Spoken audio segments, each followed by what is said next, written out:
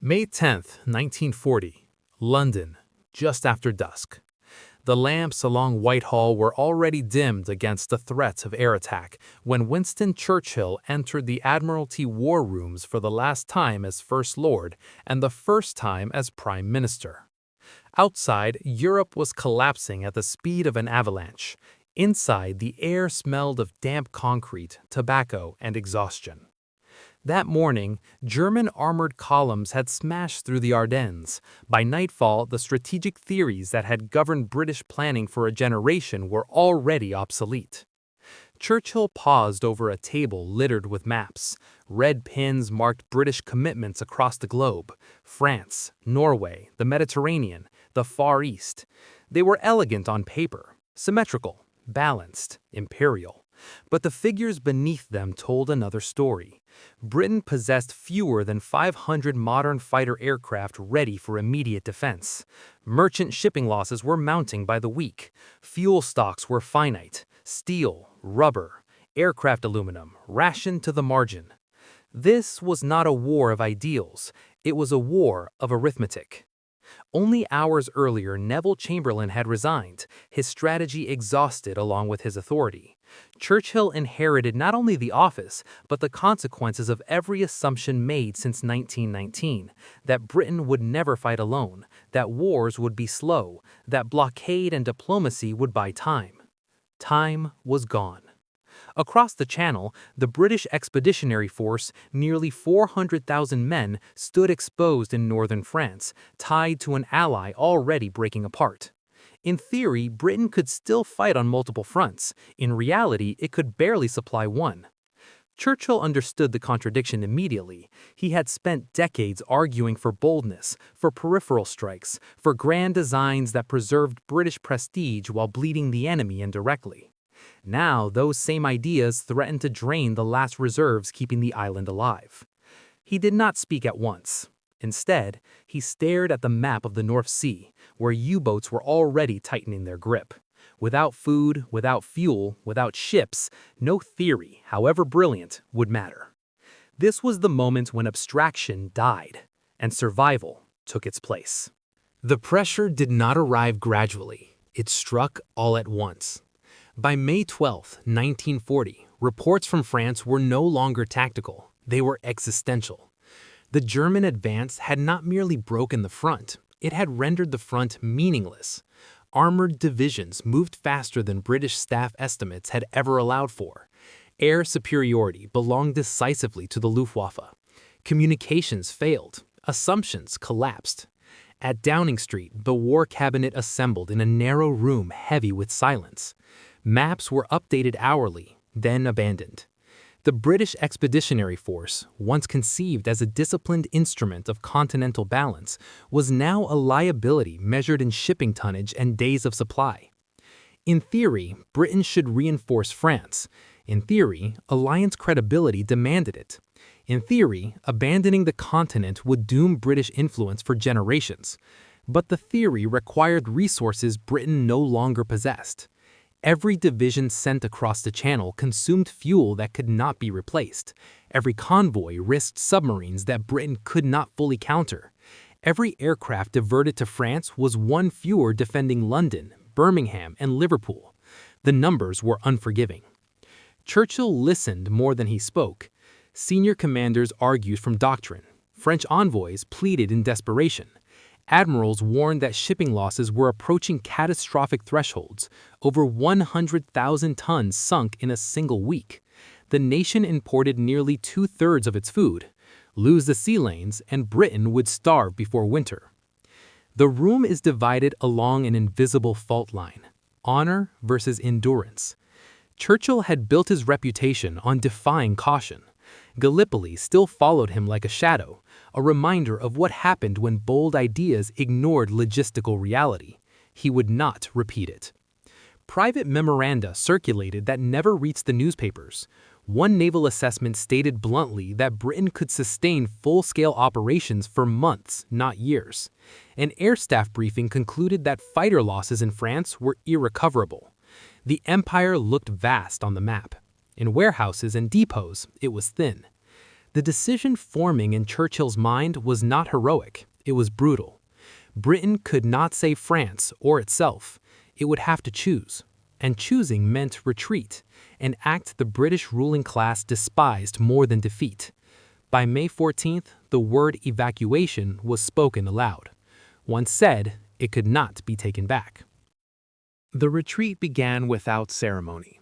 On May 20th, 1940, German armored units reached the Channel coast near Abbeville. With that single movement, the British Expeditionary Force was cut off. Nearly 400,000 Allied troops were compressed into a shrinking pocket around Dunkirk, their backs to the sea. In London, the War Cabinet faced the consequences of reality at full scale.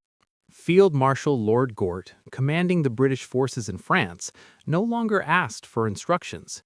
He informed London of what he was already doing.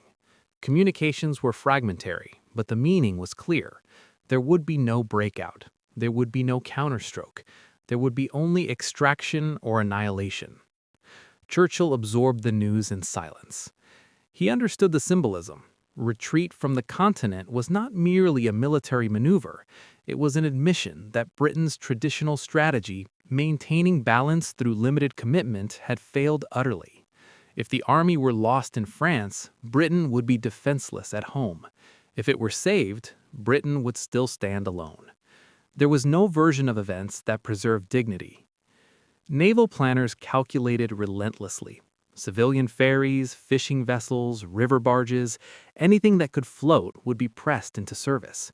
The crossing would take place under constant air attack. Losses were expected to be severe. Some estimates predicted that no more than 45,000 men could be recovered. Churchill authorized the operation without hesitation, not because it was bold, but because there was nothing else left to authorize. French commanders reacted with bitterness. To them, evacuation meant abandonment. Diplomatic cables hardened in tone. Accusations of betrayal circulated privately. Churchill read them all. He did not respond. At this stage of the war, words were a luxury. As the first ships approached Dunkirk, the beaches presented a scene from another century. Long columns of exhausted soldiers stretched along the sand. Equipment lay abandoned. Tanks, trucks, artillery, mute evidence of plans that had assumed time would exist to retrieve them.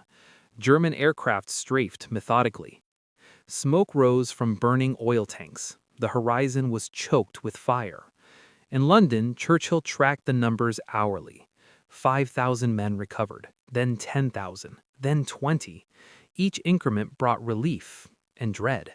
Every ship lost meant fewer holes to carry food and fuel in the months ahead.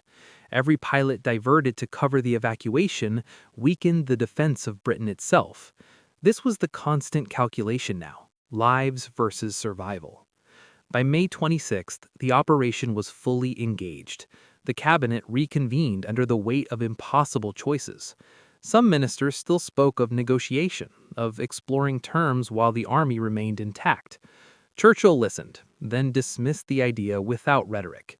Peace offered by a victorious enemy was not peace, it was delayed before submission.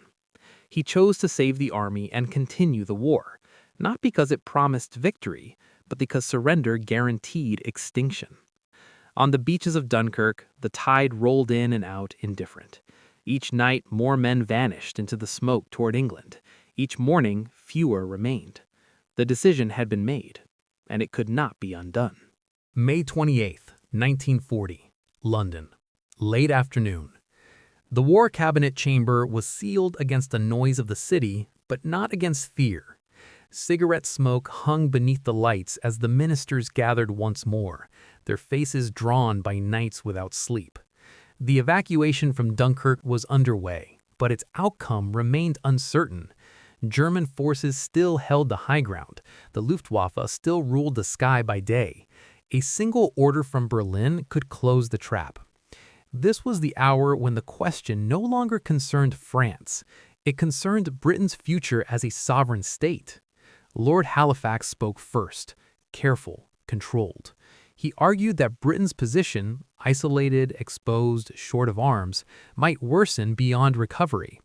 He suggested exploring mediation through neutral channels. Not surrender, he insisted, conversation, terms, a pause before the worst arrived. The room was still. Churchill sat forward, hands gripping the edge of the table. For weeks, he had absorbed contradiction after contradiction. Support France, yet save Britain.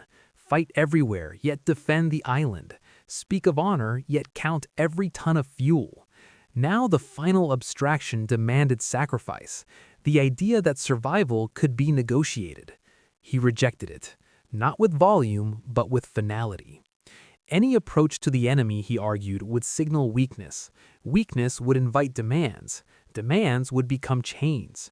Britain would lose not only the war, but the right to decide when it had lost. The evacuation itself, still fragile, still incomplete, depended on the belief that Britain would fight on. Remove that belief, and morale would collapse from the beaches to the factories. The decision was strategic and psychological at once. Continue the evacuation, commit fully to home defense, prepare the nation for invasion. No talks, no intermediaries. Churchill knew the cost. By choosing defiance, he accepted the likelihood of bombing on an unprecedented scale. He accepted invasion as a real possibility. He accepted that Britain might be reduced to rubble before help arrived, if it arrived at all. But he also understood something his colleagues could not yet articulate. If Britain surrendered choice now, it would never regain it. The cabinet aligned behind him, not unanimously, but decisively. Halifax fell silent. The argument was over. That evening, Churchill drafted words meant not for ministers, but for history. He did not soften the truth. He did not promise safety. He promised a struggle. He promised endurance measured not in weeks, but in years. As the evacuation continued, the numbers defied expectation. Ships returned again and again. Civilian crews sailed into fire. By June 2nd, more than 300,000 men had been lifted from the beaches, an outcome no staff planner had believed possible. But Churchill refused to call it a victory. An army had been saved. A continent had been lost. Britain stood alone now, its fate bound to sea lanes, factories, and the will of its people.